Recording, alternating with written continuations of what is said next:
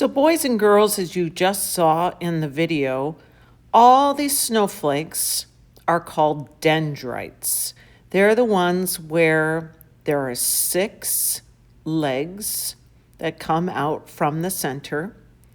And as you keep looking at these, you're going to say, yep, 1, 2, 3, 4, 5, 6.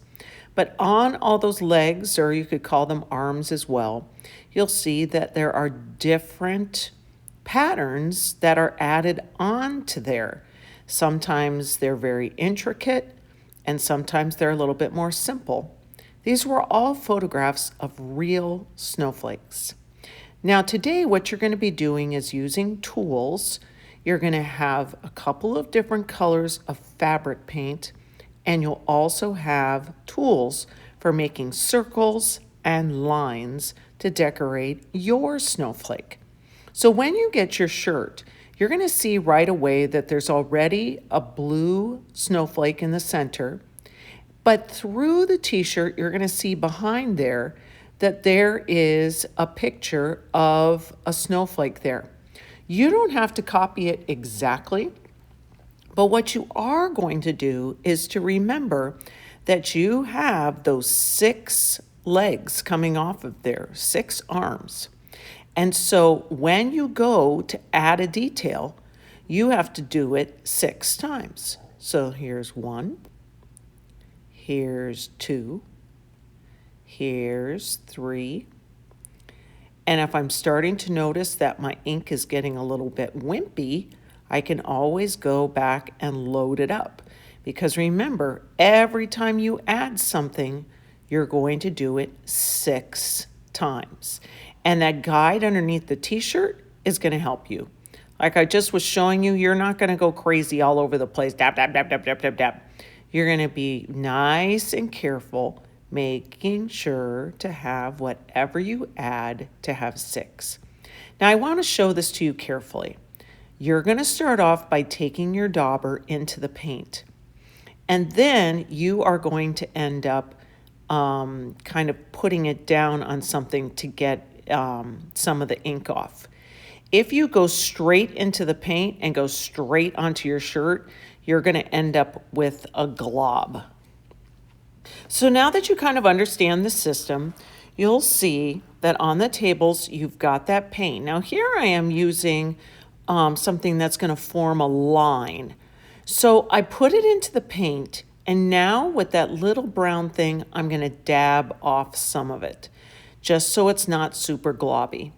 And this time, I've decided that I am going to add 2 little things, almost like a letter V, onto each one of these patterns there.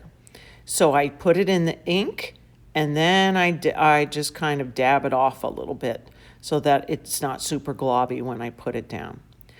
Like I said, this is not an activity where you're going to go fast, fast, fast, fast, fast. You're going to take your time. Now, I don't want any of you to ever panic if you end up doing 8 things instead of just 6, because you can always go back and add some more details so it looks even. So here I'm deciding to put one of these right in the center. So it doesn't have to be that they're always around the outside, but again, notice again, I can see that my pattern is that I'm putting a silver dot on each blue dot. So I'm going to do that all the way around, keeping that pattern going. Now here I've got some light blue. I'm going to put in one of my straight line things. I'm dabbing it off there so that it's not super globby. And now I'm doing this. So I've decided that I'm going to have a little light blue line coming out from each silver circle. Did you notice that I forgot to do one of those? I need to go back. Now,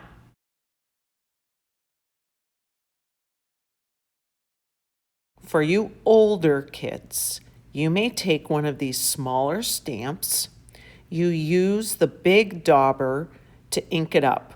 Now, I'm going to tell you right now, if you use these, they're kind of a pain because you have to keep inking them up. But I kind of found after a while I had a system of just pushing it down And then using my little spongy thing there to ink it up again, put it down, using my little spongy thing to ink it up again, and then to put it down. So if you're up for that, fantastic. If you're like, I do not think I want to get involved in that, then don't. Now, also for your olders, if you would like to use this glitter fabric paint, you can do that. It's kind of like a puffy paint. And when you use it, you want to be super careful to apply it in a way where it's not going to smear. Also, when you turn in your project, you're going to be needing to make sure that it doesn't get smeared either. I think you're going to have a lot of fun. You can go and get started.